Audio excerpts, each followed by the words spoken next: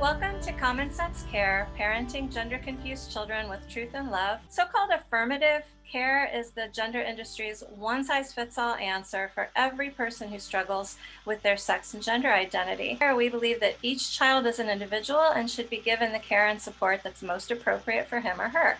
So welcome back. I'm Maria Keffler. And I'm Erin Brewer. And what's our topic today, Maria? Well, our topic today is the question, is there true trans? But before we get started on that, I just want to tell you how much I appreciate you being willing to do an episode with me this week, even though you're not at home. Viewers might notice your background's a little bit different. And so thank you. Even when you're off doing other things, you're committed to doing this series. Well, and especially this topic, Maria, because I almost think this is the crux of the issue, that there are advocates, activists, people who are saying that some children are born in the wrong body, that they're true trans. And so they'll often even concede that there are kids who aren't trans and that they're being sucked into this. But then they'll go on to say there's, such a thing as a true trans person. Basically, what that contention is that that it's possible to be born in the wrong body, that somehow there's a gender spirit or that your soul can be gendered and somehow that can accidentally get born in the wrong body. I can't think of anything more kind of metaphysical. And so it's really interesting to me that this perspective is often being advanced by people who are atheists, agnostic, oftentimes very critical of spirituality. So it's a very interesting kind of strange thing to be saying that some children are born in the wrong body, some children are true trans. I'm not sure what your response is to that. Like when you hear true trans, what do you think? I do think that that's a very religious concept, and it's one of the reasons why I'm so adamant when I tell people this is a cult, because this is an ideology. And there's a mom in my district who's the mom of a transgender identified child, and she got very, very angry with me. We were both in the same room one time. I went over and just tried to talk with her, and she was furious with me for calling this an ideology. She's like, this is not an ideology, this is a fact. I'm like, I didn't go any further because sometimes you just know this is not going to end well. So Well, and it's so interesting to me because transitioning was sort of a last resort treatment for adults who had suffered from intractable gender dysphoria for much of their life. That's sort of what the concept of transitioning used to be. And again, there are often people who are very damaged, who have had severe trauma in their lives, who struggle with depression, autism, anxiety. These are very troubled individuals who have, sort of sought treatment of different kinds and finally decided that the best solution is for them to present as the opposite sex. This is gender dysphoria, I think, is real. I know I hear some people saying there's no such thing as gender dysphoria, and I just want to say it. I believe there is. I experienced something that is, called gender dysphoria, and it was an extreme discomfort with my body, with my female parts, with the idea that people would view me as a female. So I believe that gender dysphoria is very real and that there are kids who have significant distress because of it.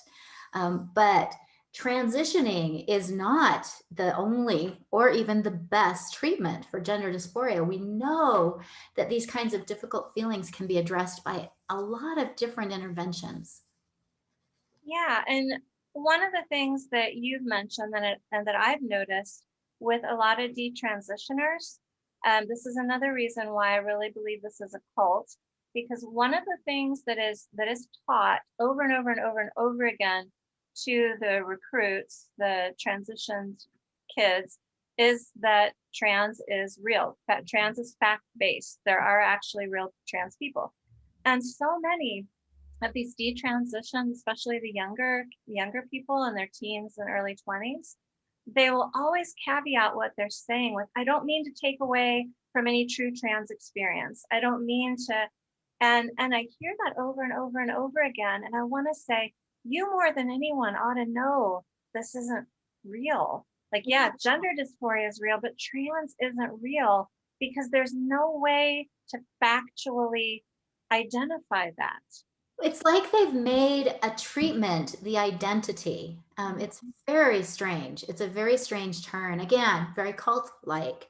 And I think one of the problems is that every single child, adult, everybody who experiences severe gender dysphoria is going to be thinking, well, I'm one of the true trans, and they're going to pursue these options. If they're told medically transitioning is going to cure them, then of course they're going to pursue that. They're being encouraged to do so. They're being, having all those feelings affirmed. And to me, it's heartbreaking because they're actually being denied appropriate services that will ultimately heal them and not damage their bodies and not reinforce their feelings of self-hatred and shame and discomfort. So it really is, anytime I hear the term true trans and people saying, like you said, oh, I don't want to take away from anybody because they might be true trans. It's so sad to me because I actually have heard a number of detransitioners who have actually expressed guilt over taking medications and surgeries from true trans because they detransitioned. They realized that they made a mistake. It's almost like piling on this extra layer of guilt because first of all, they were told they were trans. They were encouraged to transition. They damaged their bodies. They were betrayed by the people who should have been taking care of them. And then they feel guilty because they're hurting the true trans. I keep doing the true trans because I can't think of any other like way to sort of designate that this is a myth. There's no, there are people with gender dysphoria who choose to transition.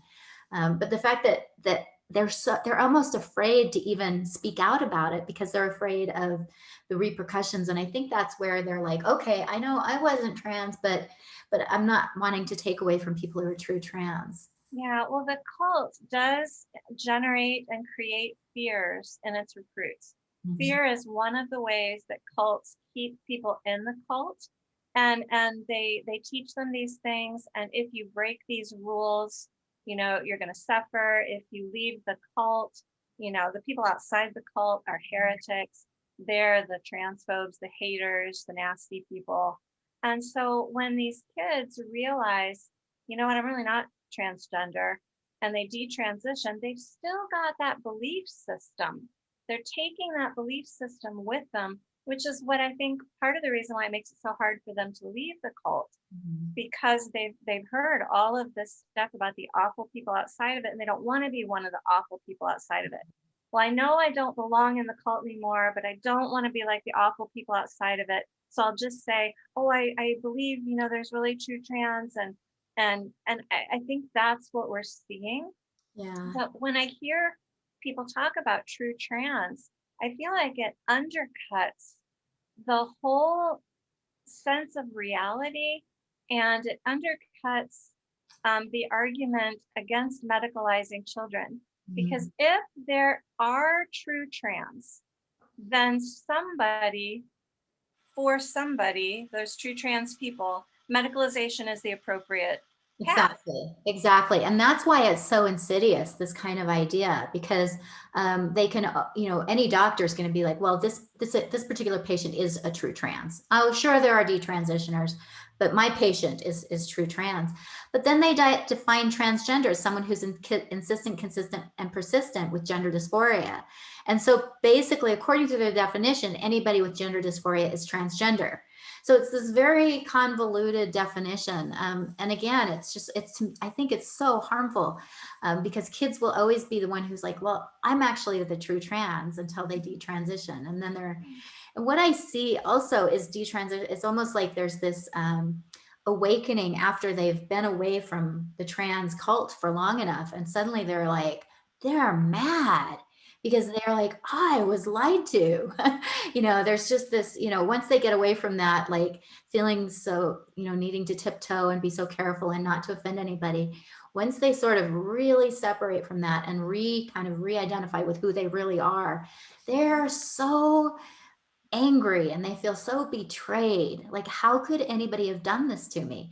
Yeah, How could we rightfully live in a world? so. Yeah, and rightly so. It makes me think about when you were talking about how kids will think, well, I'm the one who's true trans. It makes me think about young teenagers, 14, 15, 16 years old, when they fall in love the first time. And, that boyfriend, that's going to be, or girlfriend, that's the one. And the adult says, most high school relationships don't last. Not mine. Mine's going to last. You don't understand. I mean, I was one of those.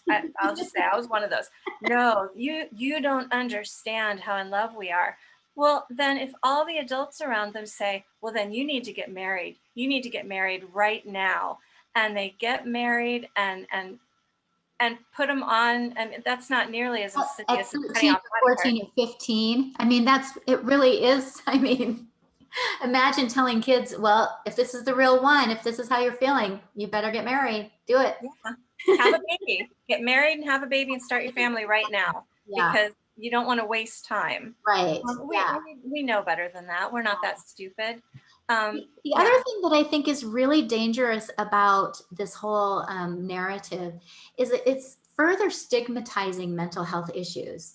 It's suggesting that admitting that you have gender dysphoria is so horrible, is so awful, is so bigoted that we have to pretend like you're transgender, like you're something else, because we don't want to hurt your feelings. We don't want to suggest this is a mental health issue.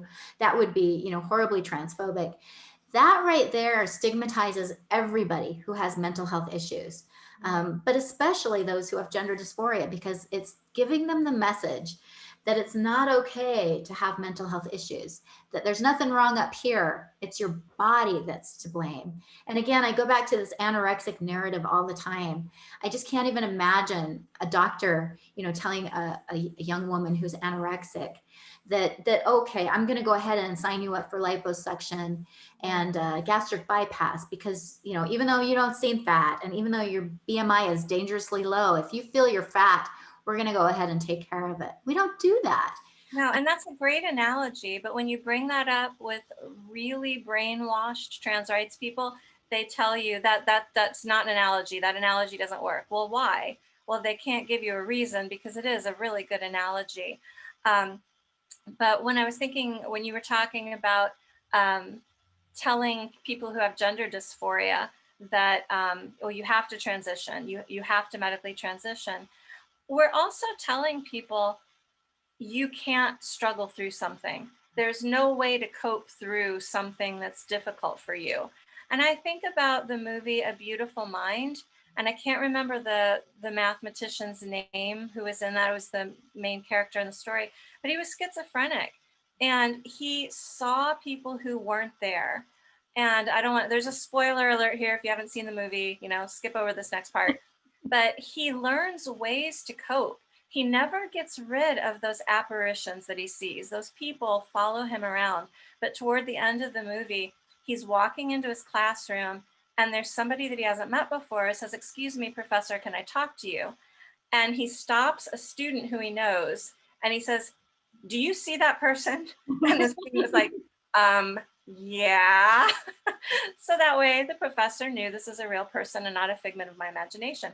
There are ways to cope with difficulties. And talk about brave and authentic. I mean, being able to come up with those coping mechanisms to deal with those mental health issues, to me, is so much more, that the strength of character there, that it takes to do that, to admit, yes, I have this problem and I'm going to work hard to overcome it. And we know people can overcome mental health issues. They do it all the time. Yeah. And to relegate them to sort of, no, you're unsalvageable. The only way you can deal with this is to damage your body. It's just, to me, that's just a horrible message. Yeah, the brain the brain and the mind are so much more malleable than the body. The body is this sensitive system that, I mean, anybody who's taken any kind of medication knows a medication that fixes one thing typically has side effects with something else. Everything's so interconnected, and this perfect balance when it's healthy. And to take a healthy body and introduce pathology to it is completely unethical. And I'm horrified that doctors are doing this. And every time I see a picture of a doctor with a girl who's had her breast cut off, and he's there with a smarmy grin. Oh, I just get so angry, and I think I want to see you in jail one day for Yeah, what and that's you where they belong. That's where people who abuse others, especially vulnerable people, belong. do. And it's so interesting to me because one of the rallying cries I hear so often is, you're erasing trans people, you're denying their existence.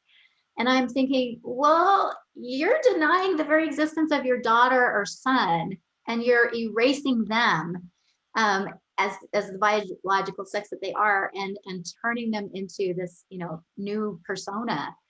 You're erasing the very concept of womanhood and manhood. You're erasing the concept of gay and lesbian. So if we're going to talk, use that kind of language about erasing and denying the existence, then I think it's really easy to turn that back and say, well, guess what? Well, and their own language. The term dead name gives it all away. A dead name is a name that belongs to a dead person. And there, you cannot argue that, oh, my child is the same person, just changed sexes. Oh, that was a dead person who no longer exists, and this is a new person. No, that those don't work together. It's one or the other. And it's so interesting that you bring that up, because the other tactic that they use all the time is suicide. Suicide, that people are going to kill themselves if they're not allowed to do this.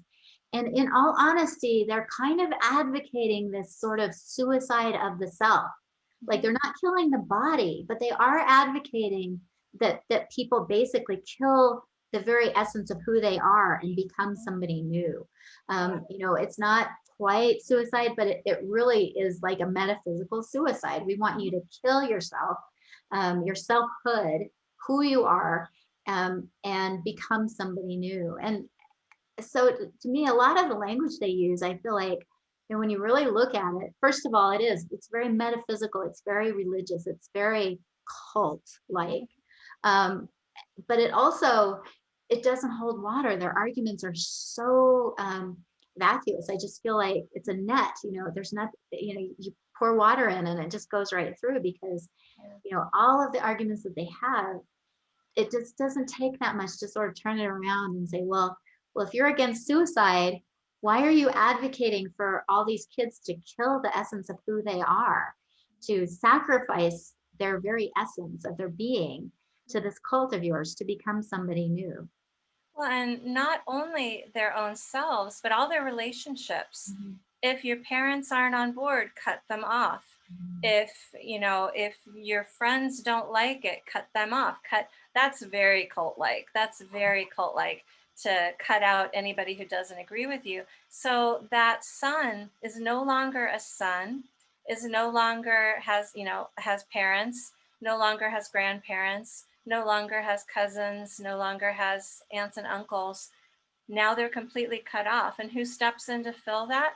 Oh, the glitter family. Right. And we know that's always damaging, to, these are kids who are so vulnerable. And all of this, again, is based on an ideology, or even, a religion. I'm beginning more and more to think of this as a religious belief.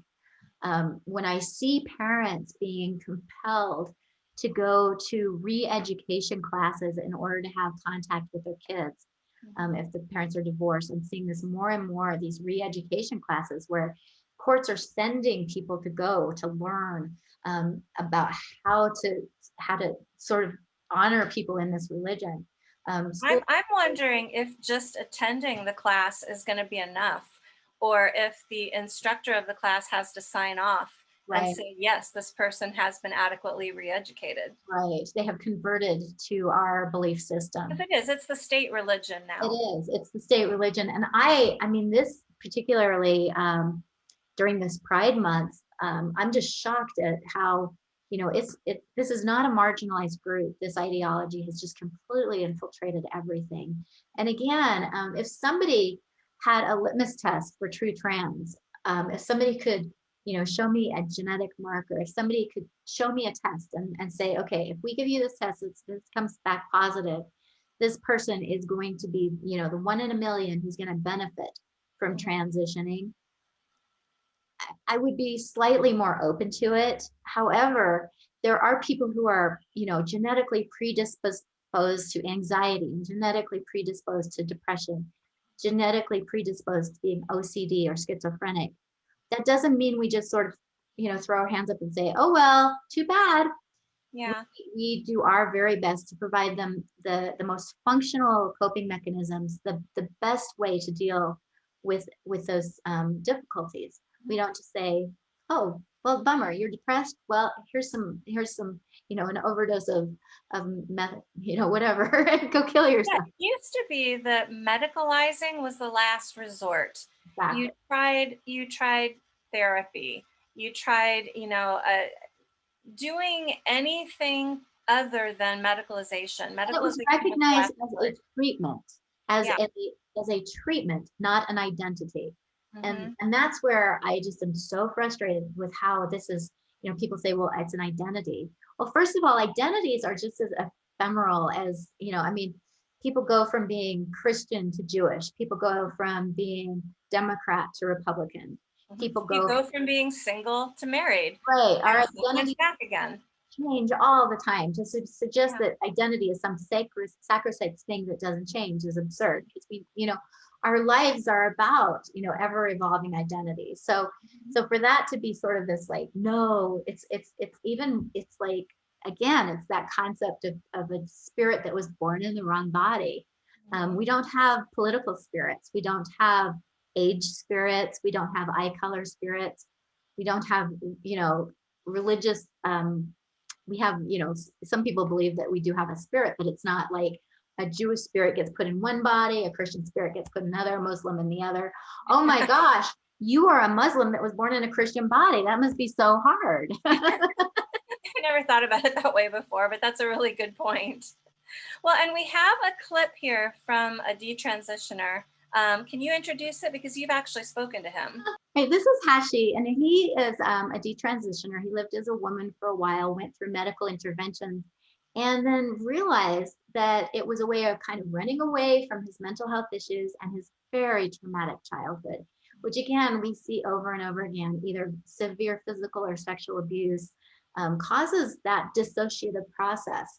And so once that sort of has been entrenched in somebody's, that's a coping mechanism, then it's really easy to jump from that dissociation to that sort of that sense of like, oh, I'm just going to become a totally different person. So let's listen to him and see what his insights are. If you read the scientific articles about the origin or the sort of the basis of transgenderism, you'll see that there's a strong emphasis in that it's biological. It's something innate. There's some kind of gender identity that everybody has, and it's just that some people are born this way. They have a built-in they're the opposite sex in their brains, like Bruce Jenner.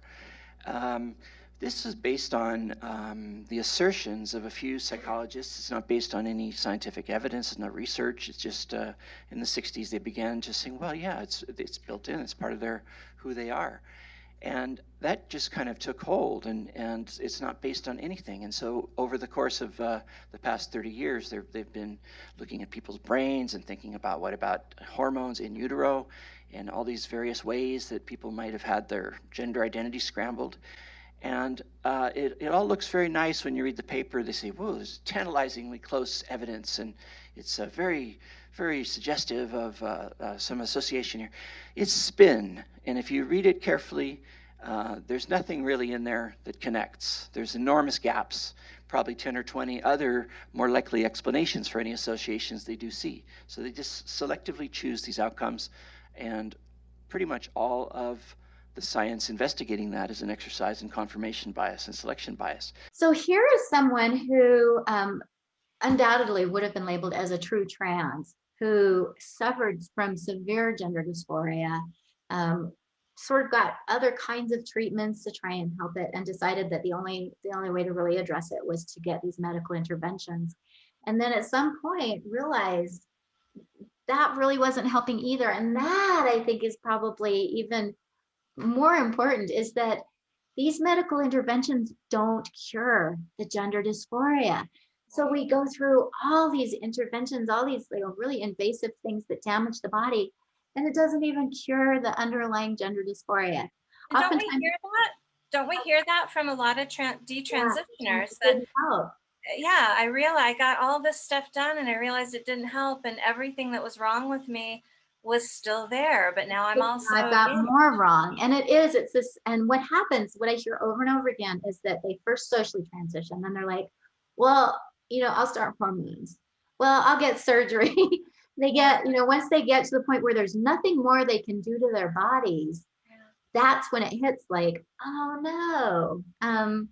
And how heartbreaking for them to have gone through, to damage, as you said, it's like they still have all of the problems that they had before, but now they've compounded it because they've damaged their bodies. A lot of times they're going to be having to take synthetic hormones for the rest of their lives, which is a financial cost. well, and you pointed out in an earlier episode, I didn't realize this, that once a person has been on wrong sex hormones for a while, his or her body stops making the natural hormones. So even after detransitioning, that person has to continue taking what would have been their appropriate sex hormones synthetically because their body has stopped making it.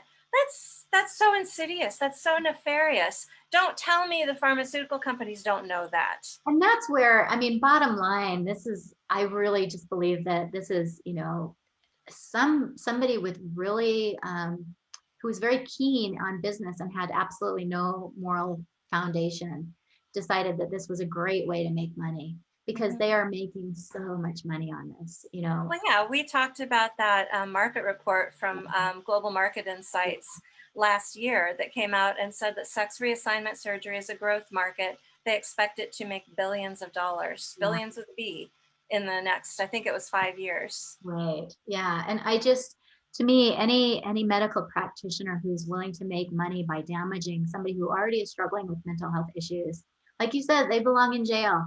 Mhm. They do. Yeah. And I hope we see that Yeah, I do too. before long. Well, we have one question. This came from a parenting group, and it's such a great question. And I've heard this from more than one place, but this parent wrote it so well. My therapist asked a question that I would now like to ask all of you. She was asking the group. If your child does all of the therapy and work to find the core cause of their gender dysphoria, and it turns out they are truly transgender, will you support them? And my answer is there is no such thing as true trans. This is a Well, kid. that's what I wanted to say. This assumes the existence of true trans. Right. And that's what this ideology does. It loads all these assumptions in and then calls you a horrible person for not buying into them. Right. And that, to me, that's just saying, what if you're, again, depression, what if your kid had depression? They went through lots of things and they really still felt bad. Should you just go ahead and let them kill themselves? Of course not. Of course not. No way. We would never do that. And we should. Well, and let's address the word support as well. Right. She said, will you support your child? In trans speak, support means go along with everything that child wants. Yeah. That's what support means. Yeah. If you don't agree to everything the child says, then you're labeled an unsupportive parent. And that's not what support means. That's not the truth. True support is giving somebody what they need, not necessarily what they want. Just like affirmation in trans speak is the same thing as support. It means agreeing with everything they say. Affirmation is affirming somebody's worth, somebody's value, somebody's inherent personhood. And they've taken these words and assigned these different meanings to them. While most of us in society are like, oh yeah, affirmation, that's a good thing. Oh yeah, support, that's a good thing. And again, like you're not affirming your kid. That sounds horrible. Why would you? Or you're not affirming your friend or your husband who's decided to be trans. Like, what it really means is, oh, you're not agreeing with them that something's inherently wrong and they should lop off body parts. Right. Yeah.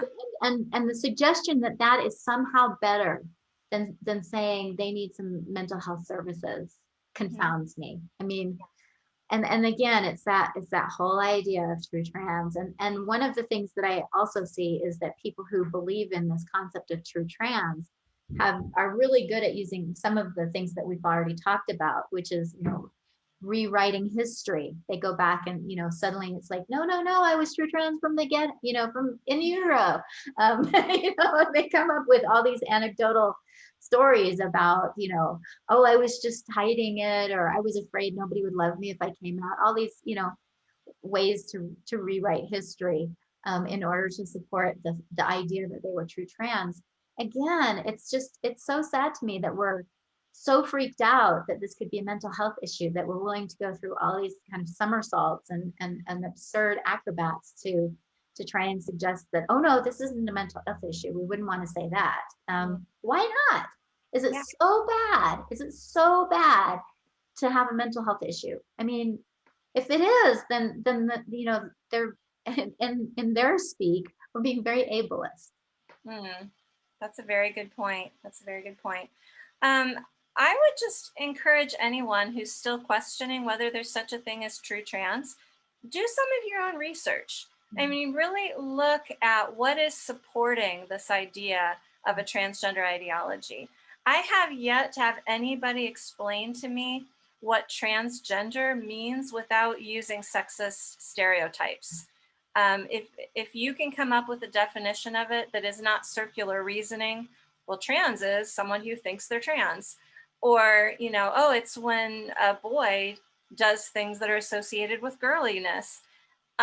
If you can find a definition that doesn't include either of those two things, I'd love to hear it. I have yet to hear one. Right.